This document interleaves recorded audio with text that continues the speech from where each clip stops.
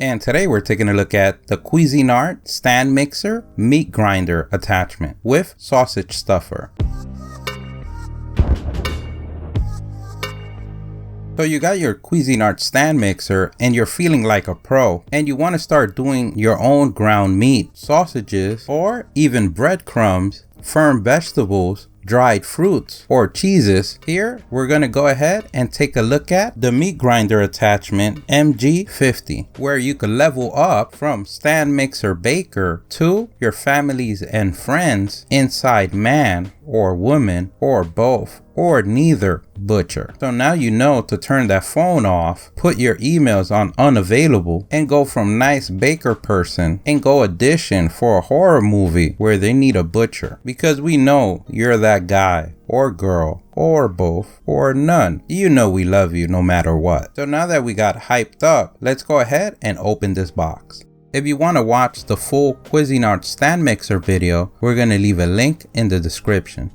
We get the documents and manual, which we usually use for barbecue paper, but in the back, it has easy recipes to making sausages, ground meats, and even tips and hints for grinding. And we don't mean in the club. And these are all the pieces that we get before we open or disassemble anything.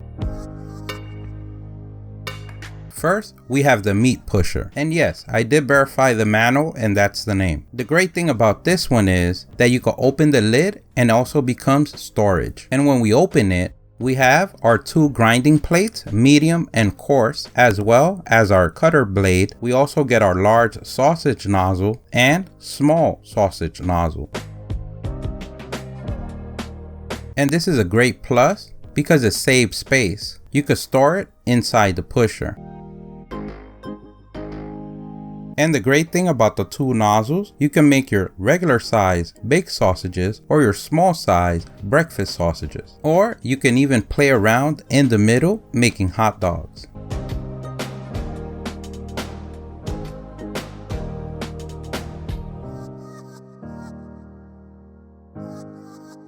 We also get our loosening wrench, and this is great in case it's too tight to remove the ring. With this, it makes it easier. And being plastic, when tightening, only use your hands, and tight is enough. Now, let's go ahead and take a look at the grinder body. Once we remove the ring nut, we can see the sausage making ring, which is made of plastic, and that's okay because the only function it's gonna do is to move the ground meat to the nozzle. Because remember, at this point, the meat is already grounded. If you notice, when installing the ring or the plate, they have notches on the sides, which you have to align when placing the plates or the ring. And on the inside, we have the feed screw pin, and that what moves the meat from the back to the front. As you can tell, the inner construction is made of metal, and this is the square pin which is gonna go in the machine. Let's go ahead and put all these pieces back, and let's get ready for that movie role you were casting for. I think you told me the name was El Butcher. Once we enter the pin back, we want to make sure that is all the way in.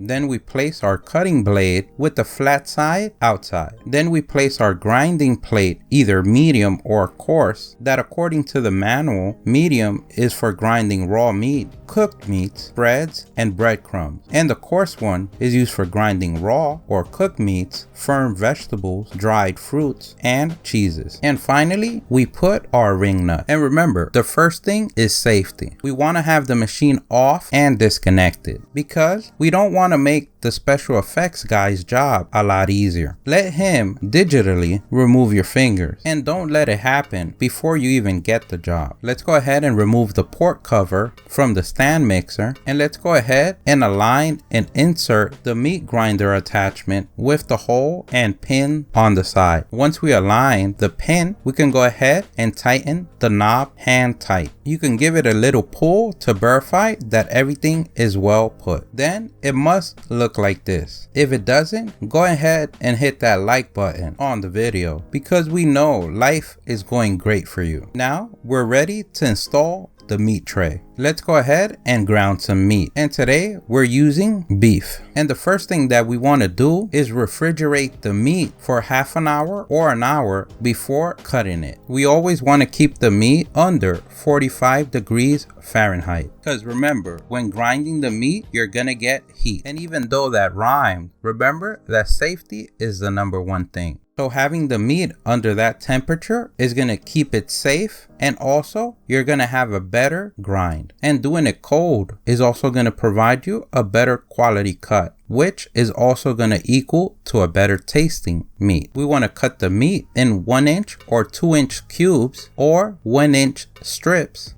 After we cut the meat in cubes or strips, we want to go ahead and place the meat back on the freezer for 20 to 30 minutes.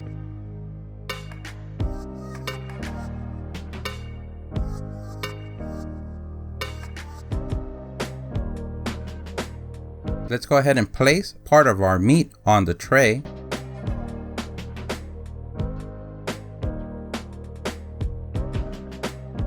We can go ahead and plug our machine, turn it on to speed 3. And that is the recommended speed by the manual. Let's go ahead and push some meat down the hatch. Once it's full, we can now gently push it down with the pusher.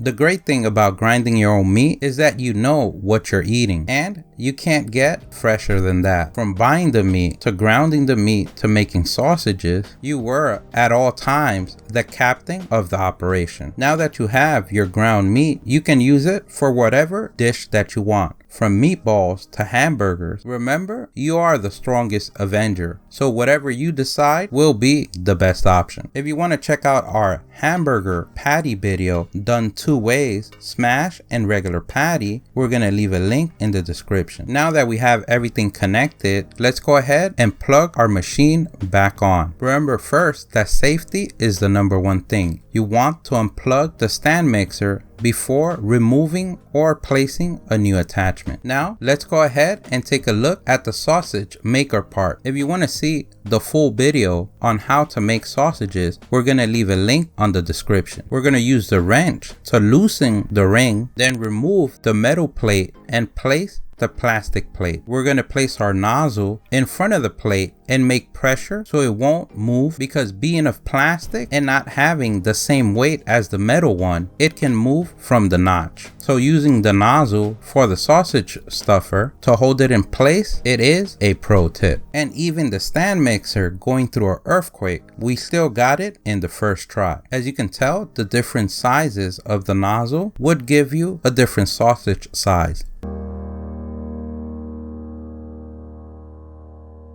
We can go ahead now and place it on number 3. Place our ground meat on the tray and start stuffing meat to our casings. This attachment made it really easy to ground up the meat as well to stuff our sausage casings, and everything was done in a matter of no time. Don't forget, if you liked the video, please give us a thumbs up. That really helped. If you have any questions, place them in the comment section below. Don't forget to subscribe, follow us on social media. Thank you for watching, and here's a link to our latest video.